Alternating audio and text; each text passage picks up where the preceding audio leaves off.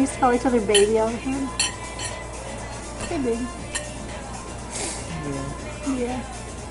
You used to never call me Amanda. Ever. Those were the good days. Now I call Jeff baby. Uh-oh, you better watch.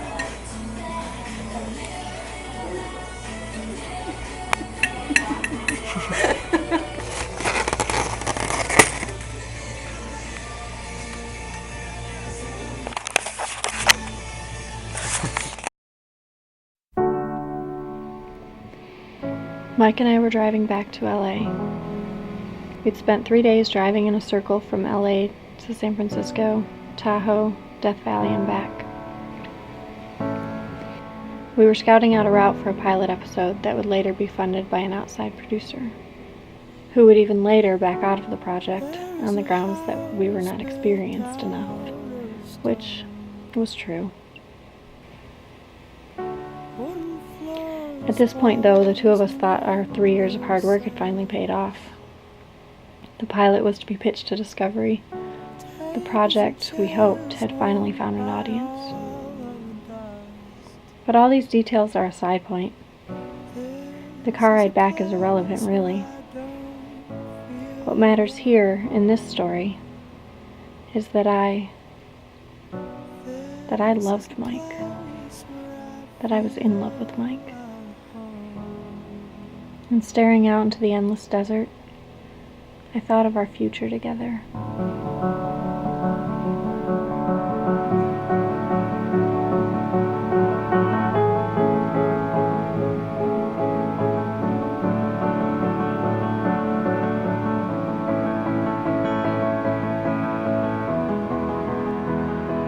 The road that cut through these salt flats seemed like a metaphor for all of the little moments that made up our time together.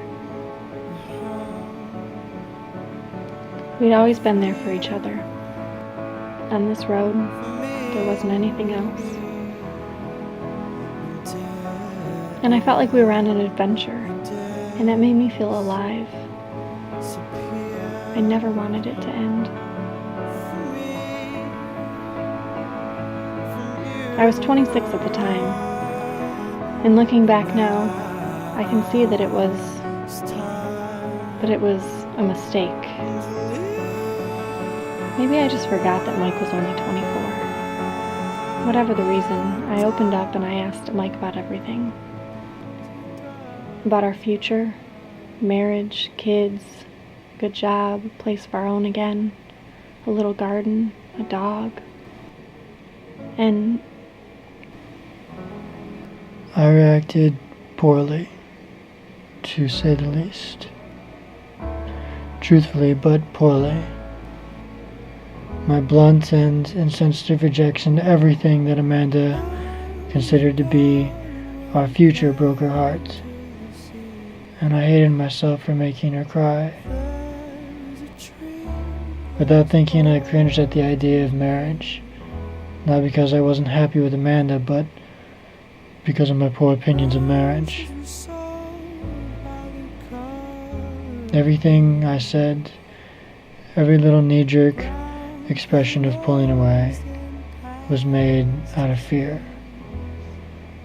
I didn't feel capable of making plans 3 weeks from then, let alone 3 years.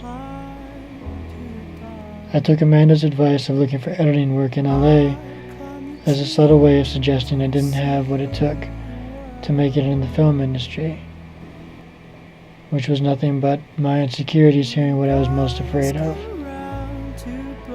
If anyone had ever supported me, ever believed in me when there was no logical reason to, it was her.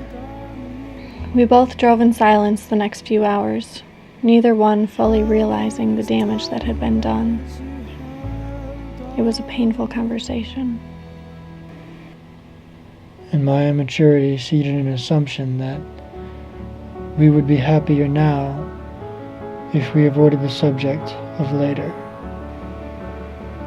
A year after, I had withdrawn myself from our relationship. Little by little, I had found every real and non-existent reason that I was incapable of making Amanda happy over the long term. I could see that she was in many ways compromising the things she had defined for so long as happiness. The house, the steady job, the family, and I felt more and more like a weight, stubborn and unmoving.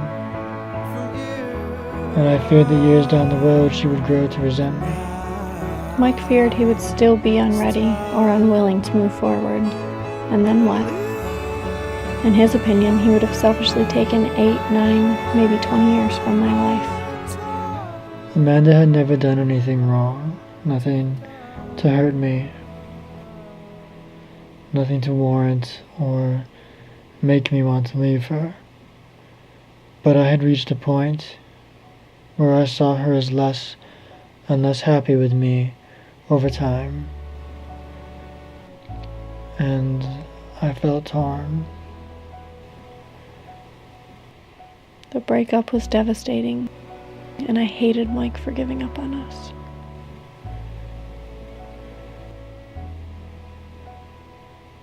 I didn't understand his reasons, and what little pieces I did, I saw as fear or bullshit. I thought she just didn't love me anymore. In that moment, I lost everything. We lost everything. I never gave up on us. I never gave up on us.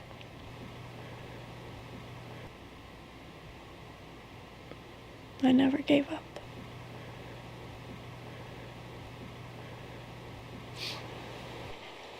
There's so many things that make it what it is, that it's like, how do you pick out the few that are important enough to mention, or how do you explain it to someone who wasn't there and do it justice?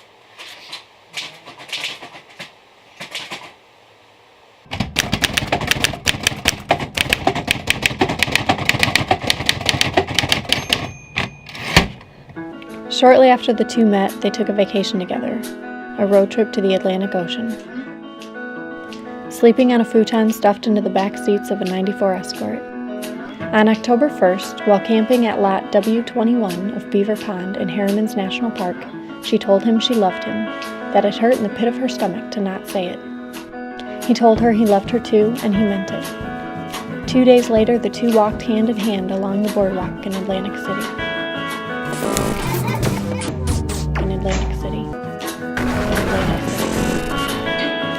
Shortly after the two met, they took a vacation together.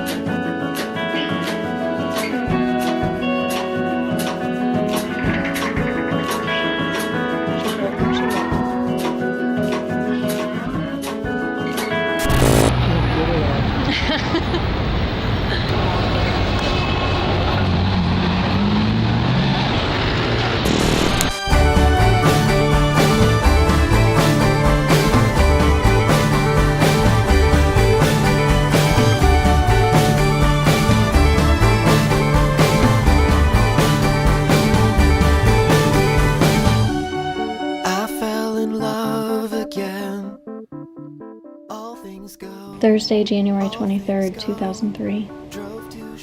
I can't sleep. Like usual, Mike and I stayed up all night. He fell asleep just before sunlight filled up the room. And I've been lying in bed for over an hour now, wide awake. I love turning to see him, lying in bed. I laid there looking at everything on Mike's walls that show who he was and all of the great things he's done. I thought about how much I love who he is, and about who he may one day become. I hope I'm there to see it.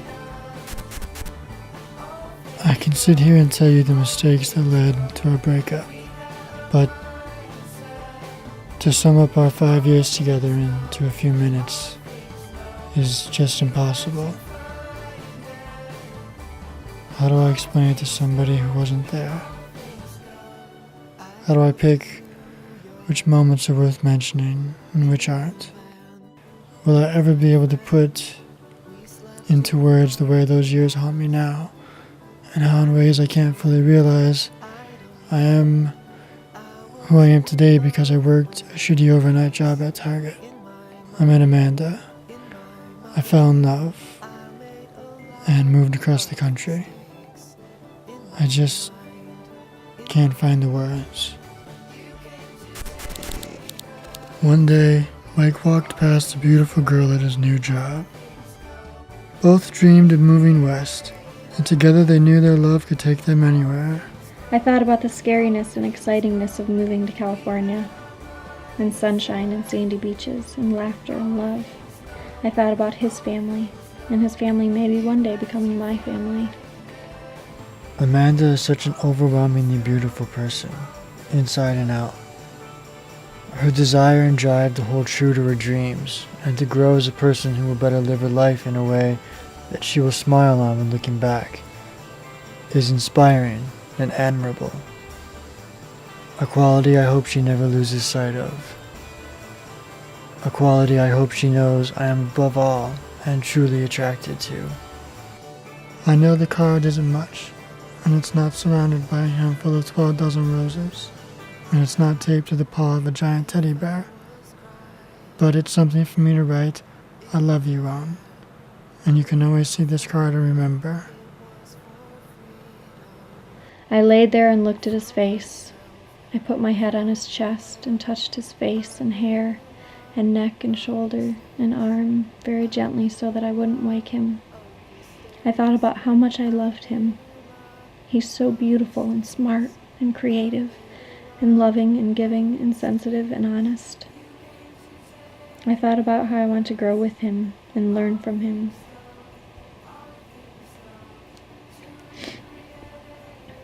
And experience life with him. I want to travel the world with him. I want to take care of him and lean on him. I want our love to grow more and more every day until it's so great no one could ever grasp it, not even us.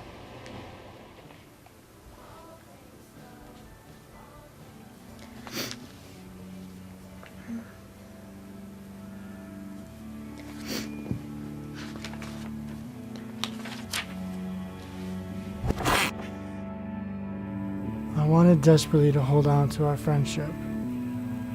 Amanda was my best friend, and had become a part of my family. I wondered sometimes why I wanted to hold on, why I was putting us through this torture. Was it out of fear or dependency? Did I really think this was for the best? Did I have any fucking idea what I was doing?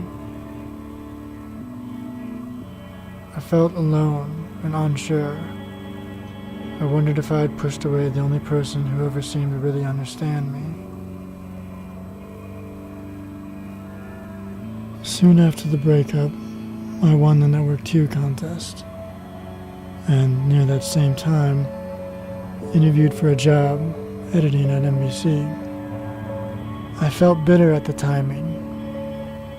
Firstly, I didn't feel that I deserved anything good, that a string of disasters might feel far more fitting. And secondly, this gave Petal a burst of momentum when Amanda and I needed desperately to take our time finding our balance. When it became apparent that Petal would finally be filming in the summer, people began to ask me if I'd still be going along to help. My first thought was no. That's Mike's project. I'd always thought of myself as his girlfriend, lending my support or giving advice. But eventually I realized that Petal was not just his project, it was ours. It'd been my idea 4 years before when we lived in Michigan, and I'd helped him with almost every creative decision he'd made since starting the website 3 years earlier. So I asked him if he wanted me to go along, and he said, of course. He didn't think he could do it without me. But he'd understand if I didn't want to. He said it was up to me. I'd always known it would be difficult to film Petal, but now that our relationship was over, it'd be 1,000 times harder. I wondered if maybe being on the road together again would somehow remind him of how much he'd once loved me. Maybe it would bring us closer together. The truth is, I really didn't know what would happen if I went. But I knew what would happen if I didn't go. I knew that I would always regret it. So together, Mike and I began to plan for the road. One last time.